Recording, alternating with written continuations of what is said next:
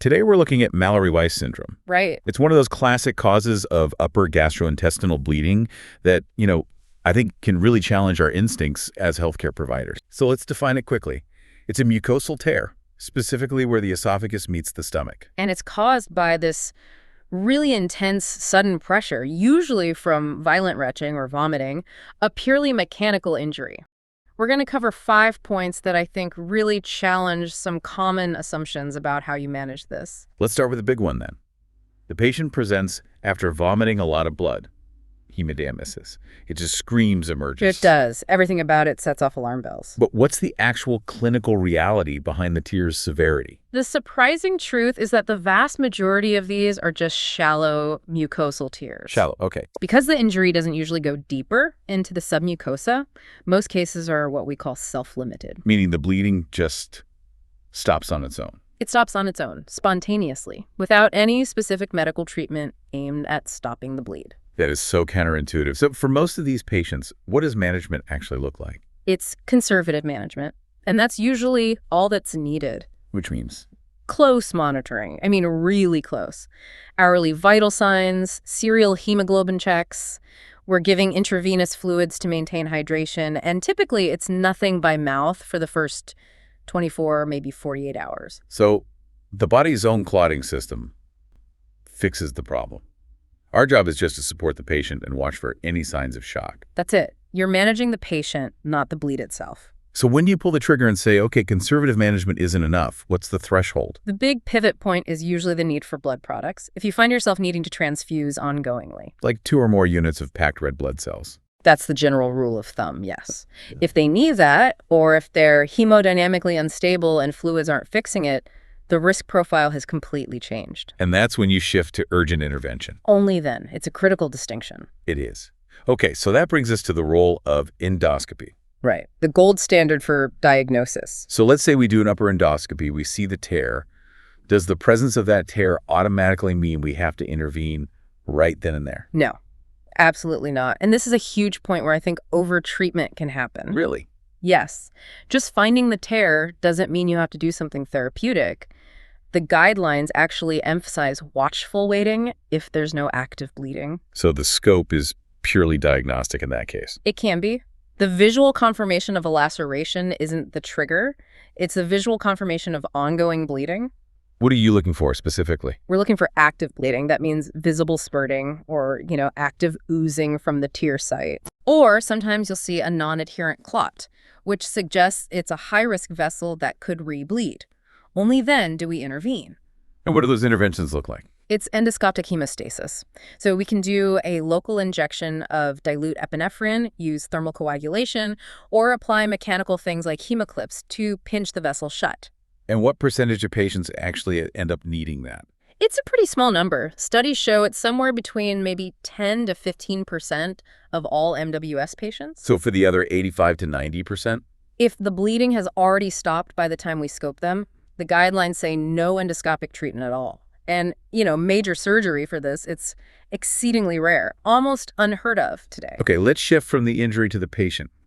We tend to have this narrow stereotype of Mallory-Weiss being all about heavy alcohol use. It's the first thing everyone thinks of, right? But what are the other predisposing factors we need to have on our radar?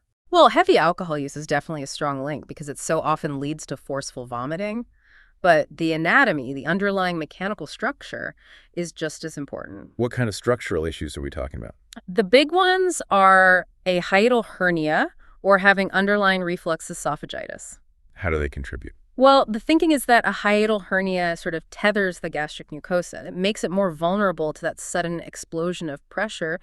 And inflammation from reflux just weakens the tissue's integrity in general. And what about the demographics? Does this stereotype hold up there? It kind of does. You do see a concentration in middle-aged to older males. They account for somewhere between 60 to 72% of cases. But what if you look at the precipitants? the actual cause of the vomiting. Do you see differences between men and women? Yes, and this is a really important point. For women who develop Mallory-Weiss, underlying gastric diseases are actually a more common cause than alcohol. Such as? Things like gastroparesis or severe gastroenteritis or cyclical vomiting syndrome. So for a female patient, we should be thinking less about alcohol and more about a history of chronic nausea and vomiting. Exactly. It helps make sure you're not missing the diagnosis in patients who don't fit that narrow stereotype. Okay, let's talk about a risk that's hiding in plain sight. Medications.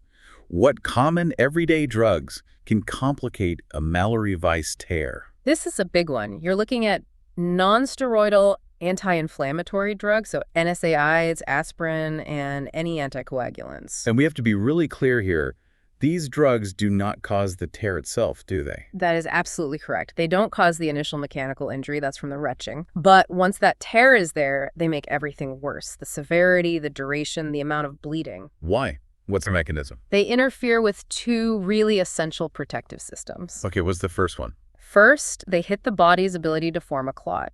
NSAIDs and aspirin inhibit an enzyme which is critical for getting platelets to stick together. Without that, you can't seal the bleeding vessel. The second mechanism? The second is that NSAIDs also compromise the stomach's protective lining, so you've got this combination of poor clotting in an environment that's less able to heal. It just completely counteracts the body's natural ability to stop the bleeding. Which makes taking a medication history an absolute must. Non-negotiable. A patient on daily aspirin has a totally different prognosis for self-resolution than someone who isn't. A different prognosis and a different management path. Which leads us to our last point. Prevention and prognosis. Right. So for that small group who did need an endoscopic intervention, how do you prevent them from bleeding again? This is where acid-reducing medication becomes absolutely essential. Why is that? Because normal stomach acid is an irritant. It can dissolve a fresh clot on that healing tear and delay healing. So we need to raise the stomach's pH level. Proton pump inhibitors, or PPIs, are key here. They are vital for these high-risk patients. The evidence is very clear on this. Why PPIs specifically? Why not older acid reducers like the H2 receptor antagonists? It's all about the level of acid suppression. PPIs give you a much more profound and sustained suppression. So after you've stopped an active bleed with endoscopy, that sustained higher pH from a PPI is significantly better at reducing the risk of a rebleed. And that difference is clinically meaningful. Oh, very. It can be the difference between the patient healing and being readmitted a week later. So looking at the big picture then, what's the overall prognosis for patients with Mallory-Weiss syndrome? Overall, it's actually quite good. It reflects the fact that it's usually self-limited.